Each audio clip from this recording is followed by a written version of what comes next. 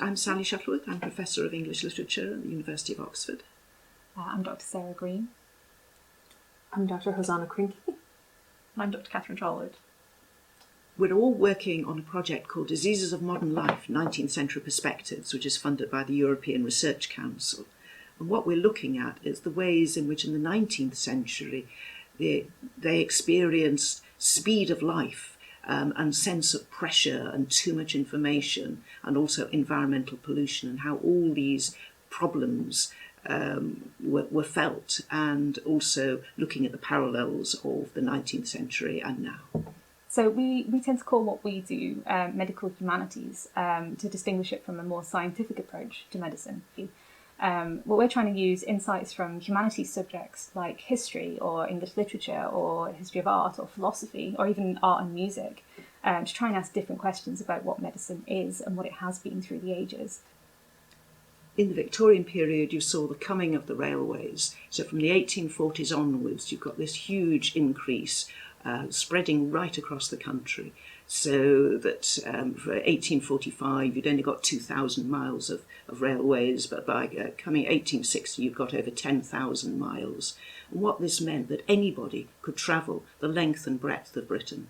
So where previously you might only have travelled a few miles away from your home, now even the working classes could actually travel for work. And what went with this was the whole sense of very different awareness of speed and time, and the possibilities that a journey that might have taken 3 days can now be done in hours. So you could move for work, for example. And of course, it wasn't only people that would be moved on the railways in this way. So the post, for example, suddenly took off with a speed that was completely unimagined before. So before, when post might take a couple of weeks to get to its destination, now, like people, it could get there in a couple of hours. And this meant that people expected to be communicated with more quickly.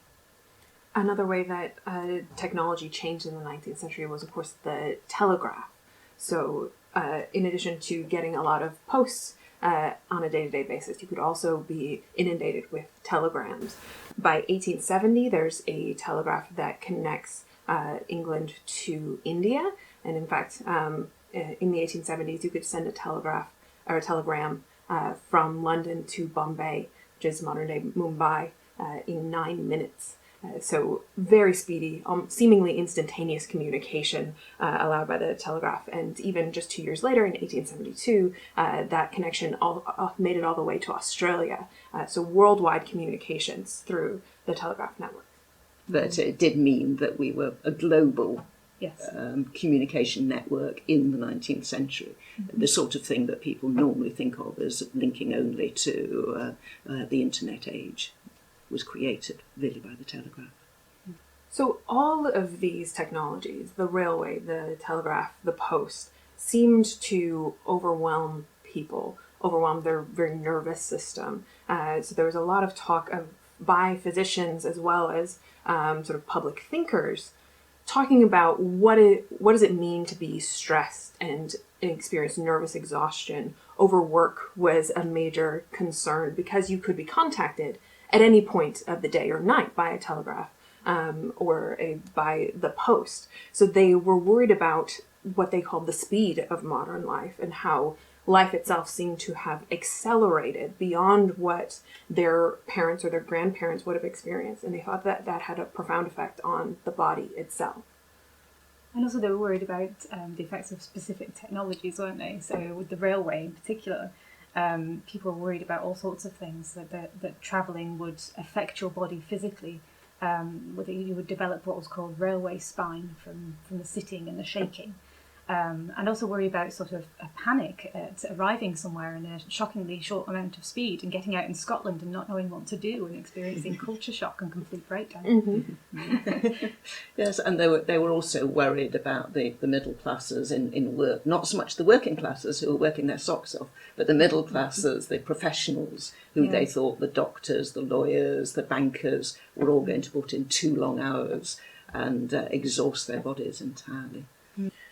Also, imagine manipulating a telegraph, and it's that repetitive movement on the device, tapping out the Morse code, and that would lead to what Victorians called telegraphist's cramp, and what we might think of in terms of repetitive strain injury, or RSI, that you often hear about with office workers and people who are typing away at a keyboard every day of their lives. And it's similar to the kinds of concerns you see in the news, where parents are concerned about teenagers endlessly on their phones, moving just their thumbs, and the damage that might do to their hands and wrists. We can learn quite a bit from the Victorians' approaches to health, I think. Not in the remedies they use, certainly not, but in their understanding that the impact is not merely a particular disease, but it's the body, the mind, and the environment all have to be considered together. And we're coming more towards this view now. But in the 19th century, the doctors didn't specialise very narrowly. They had very, very wide understanding. And those in public health really looked at the conditions in a slum house, for example, as well as what might be ailing the body of their patient. One example of that kind of gaze that sees everything about a person and all the ways that their lifestyle or their environment can affect their health is the convalescent home movement in the 19th century.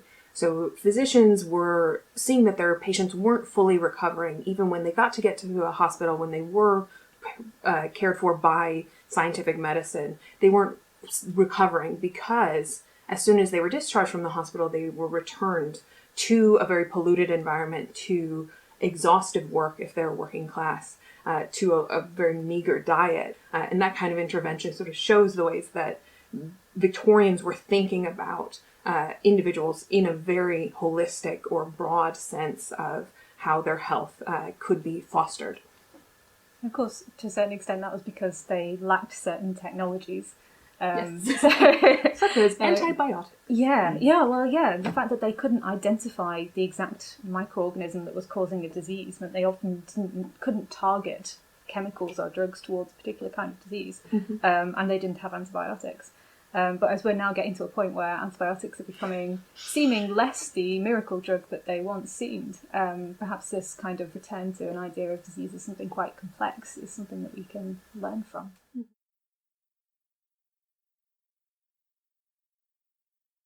Also, as part of our school's work, we've created some freely downloadable GCSE resources. So they're specifically aimed at the unseen 19th century prose, non-fiction part of the GCSE English language syllabus. And so there's a link to those to the websites at the bottom of the page here.